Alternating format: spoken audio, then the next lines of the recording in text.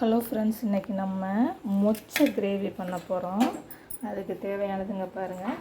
மொச்சை வேக வச்சு எடுத்து வச்சுருக்கேன். தாளிப்புக்கு இங்கே பாருங்கள், சோம்பும் கொஞ்சம் கசகசா, கருவேப்பிலை, கொஞ்சோண்டு மஞ்சத்தூள், ஒரு அரை ஸ்பூன் வரமிளகாய் தூள், ஒரு ஸ்பூன் நம்ம வீட்டு மிளகாப்பொடி, வெங்காயம், தக்காளி இதெல்லாம் வச்சு இப்போ எப்படி மொச்சை கிரேவி செய்கிறதுன்னு பார்க்கலாம். இப்போ இந்த அடுப்பில் பாத்திரத்தை வச்சாச்சு. இப்போது ஆயில் விட்டுக்குவோம்.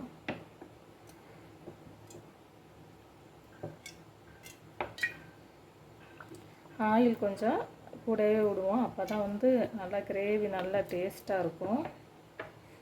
இப்போ ஆயில் காயட்டும்.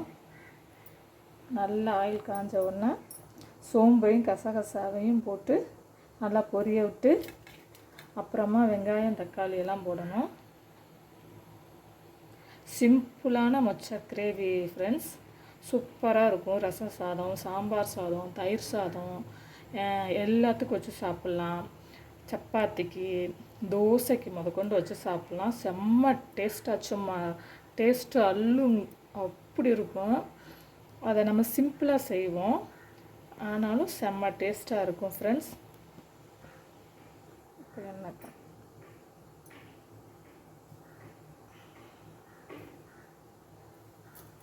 எண்ணெய் காஞ்சிருச்சு. இங்கே பாருங்கள்,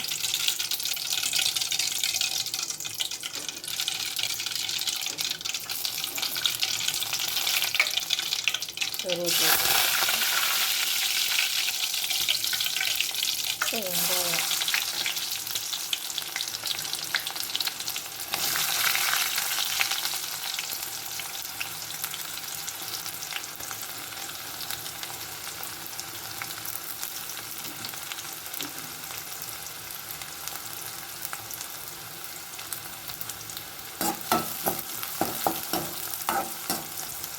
வெங்காயம் நல்லா பொன்னிறமாக வரணும், அந்தளவுக்கு நல்லா வதங்கட்டும்.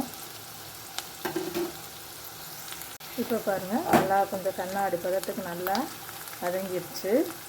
இந்த ஸ்டேஜில் நம்ம கட் பண்ணி வச்சுருக்க தக்காளியை போட்டுக்கிறோம். தக்காளி ஒரு தக்காளி தாங்க எடுத்துருக்கேன், சின்ன தக்காளி. ஏன்னா ரொம்ப புளிப்பாக இருக்கும், அதனால் ஒரு தக்காளி தான் எடுத்துருக்கேன். அது வதங்குறதுக்கு லைட்டாக கொஞ்சம் சால்ட்டு போட்டுக்கோங்க.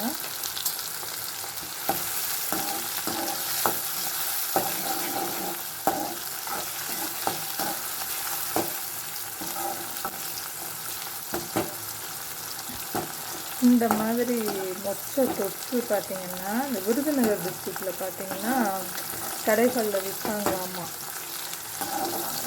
எங்கள் வீட்டுக்காரர் சொல்லுவாங்க, அங்கே விற்பாங்க. நாங்கள் சின்ன பிள்ளையாக இருக்கிறப்போ எங்கிட்டாவது வெளியில் போகிறப்போ அதை வாங்கி சாப்பிட்டுக்கிட்டே போவாங்களாமா. நல்லா இருக்கும் அப்படின்னு சொல்லுவாங்க.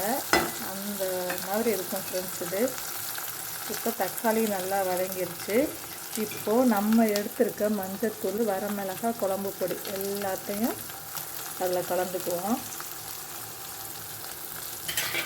தேவைக்கு தகுந்தாற் போல் கொஞ்சம் சால்ட். ஏன்னா நம்ம ஏற்கனவே வேறு போட்டிருக்கோம், பத்தலைன்னா அதை பார்த்து போட்டுக்கோங்க.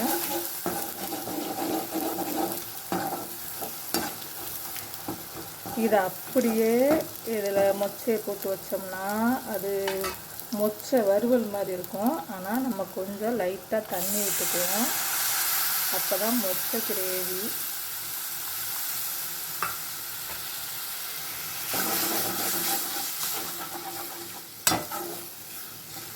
இது ஒரு கொதி வந்த உடனே நம்ம எடுத்து வச்சுருக்க மொச்சையை அதில் போட்டுக்கலாம் ஃப்ரெண்ட்ஸ். இப்போ பாருங்கள், நம்ம எடுத்து எல்லாம் நல்லா ஒரு கொதி வந்துருச்சு. இப்போ நம்ம எடுத்து வச்சுருக்க மொச்சை தவிர அதில் போட்டுக்கலாம்.